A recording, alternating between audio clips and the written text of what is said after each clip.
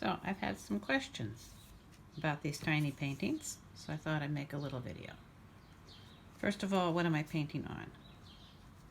Well, this is a small sketchbook, mixed media, only 90-pound paper, which is good enough to hold water media, but it's a little bit thin for working with watercolor, so you have to work fast.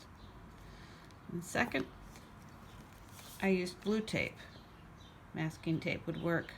Any color painter's tape would work. I just happen to have blue tape, so that's what I call it. Get it at Home Depot or any art supply store. And the nice thing about it is it releases, but it maintains a nice crisp contact while it's on the paper. So here I used 2 pieces of tape, which actually wound up spreading the squares too far apart for when I was finally done. But you can see if you paint up to the edge, you get this nice sharp line usually. You can also get a fingerprint if you're a little bit careless. Who's careless? Not me.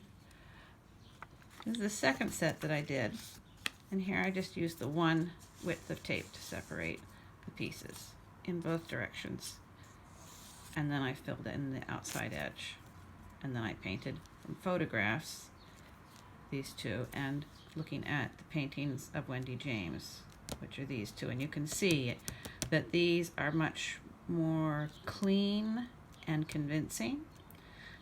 That's because Wendy James had already done the hard work of establishing a good composition and the colors to use. Here I was looking at very small photographs on my iPhone. The photographs were rectangular, so I had to mentally square them off and select what I was going to put in them, and then figure out how to reduce those images into small areas of color.